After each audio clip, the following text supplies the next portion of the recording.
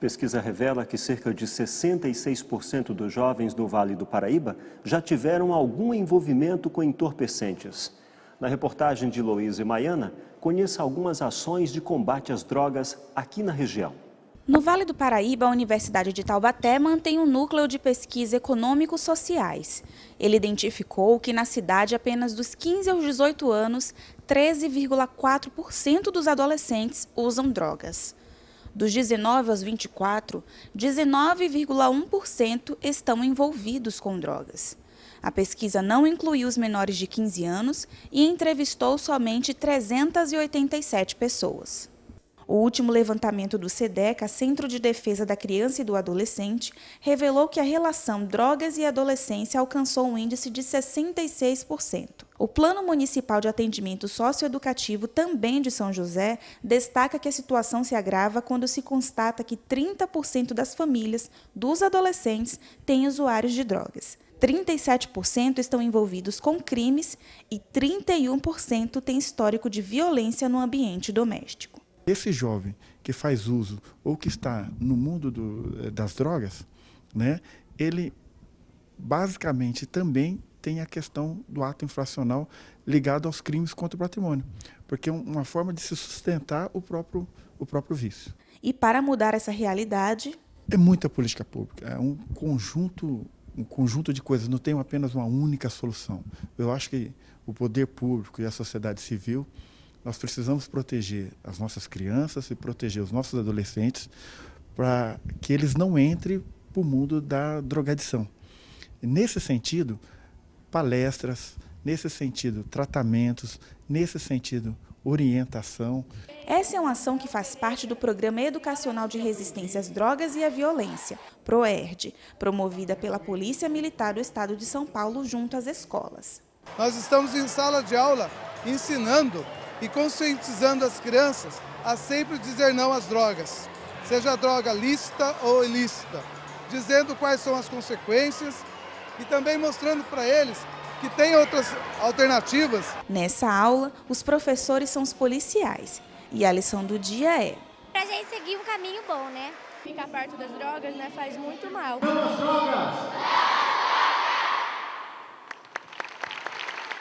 Para falar sobre a influência do mundo das drogas na juventude, eu converso agora com a psicóloga Sandra Costa.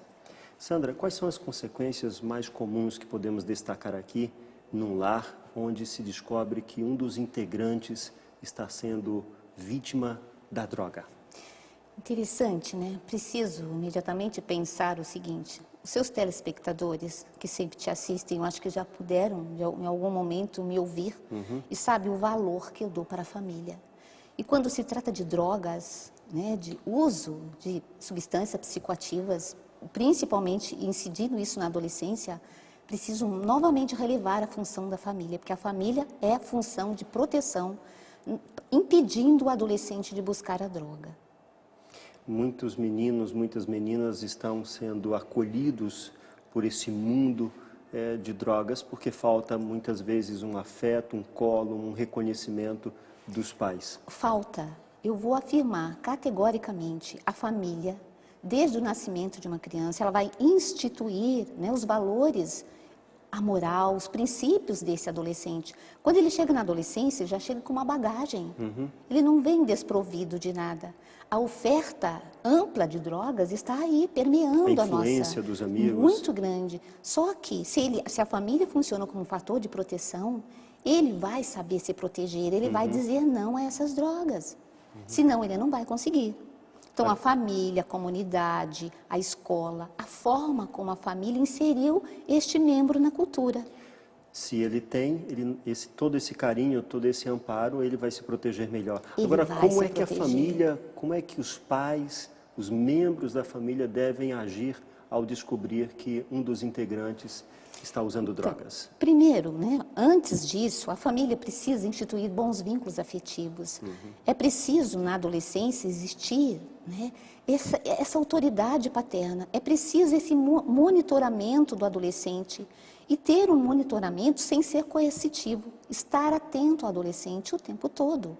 A menor, né, percepção, eu digo a menor percepção da possibilidade do adolescente estar se havendo com drogas ou ter um amigo muito próximo, é preciso imediatamente que os pais possam orientar, conversar, ensinar a esse adolescente. Agora, Sandra, muitas vezes os pais têm toda essa dedicação, mas é uma escolha do jovem fazer o uso? Não.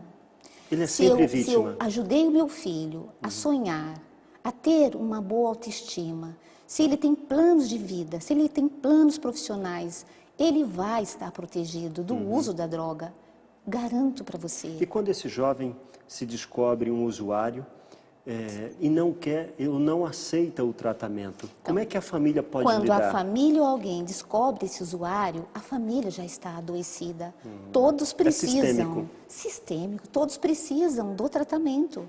Se a família não se envolver com esse adolescente, ele não vai aceitar o tratamento e não vai conseguir reabilitar-se. É fundamental que os pais não patrocinem o vício, porque nós temos visto que muitas vezes os pais ficam com dó e terminam dando dinheiro para que ele use, inclusive, a droga dentro de casa. Não patrocinem, não subsidiem isso, muito pelo contrário.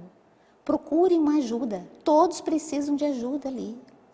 Como dissemos, é sistêmico, todos, Sim. Inclusive os adultos. Você imagina os que o pais. adolescente vai em busca da droga porque ele precisa está aliviar com um a vazio. angústia, um vazio muito grande. Como ele vai enfrentar a vida adulta?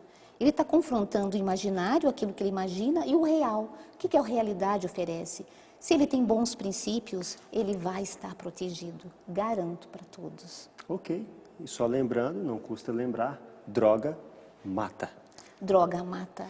É uma escolha mortífera, letal. Não tem como. Conversamos com a psicóloga Sandra Costa aqui em nossos estúdios.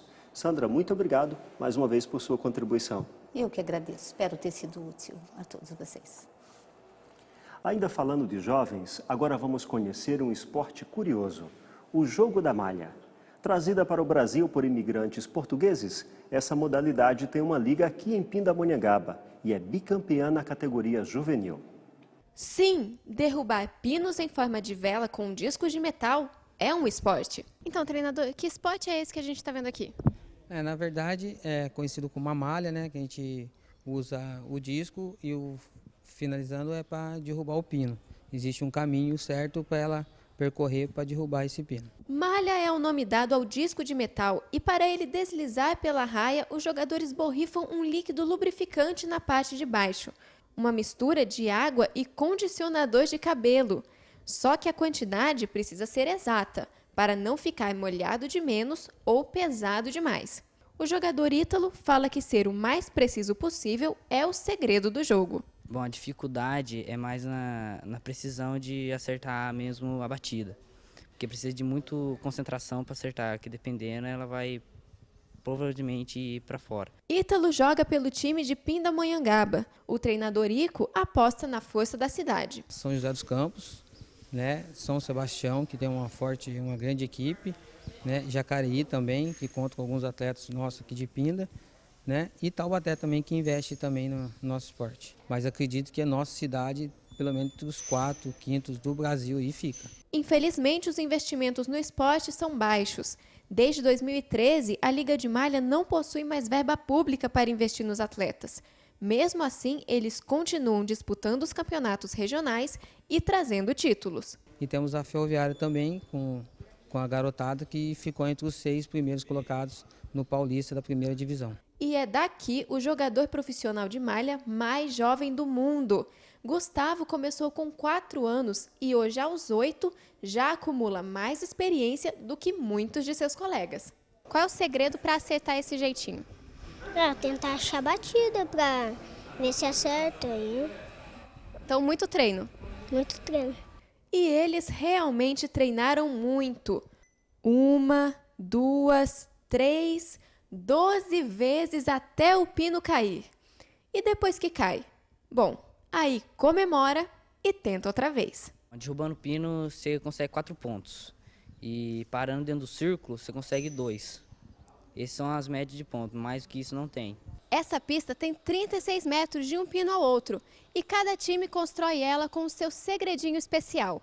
Mas uma coisa que é comum a todas é que só existe um jeito certo de fazer a malha andar o trajeto inteiro e o pino cair no final. pressão fica, isso é normal, a pressão sempre fica, mas sempre tem um jeitinho de focar mesmo e esquecer.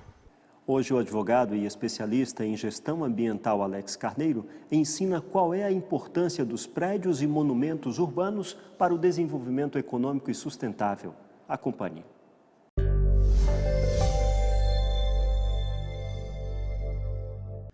Precisamos estar atentos à questão do respeito ao patrimônio público e privado e à relação com a sustentabilidade. Talvez você se recorde que já comentamos aqui algumas vezes que o meio ambiente não envolve apenas o meio ambiente natural, mas também o cultural e o artificial. O artificial está ligado a qualquer coisa que está ao nosso redor, como construções, cadeiras. Portanto, o patrimônio é um elemento de meio ambiente. Prédios, casas, qualquer tipo de patrimônio cultural e histórico fazem parte desse meio ambiente.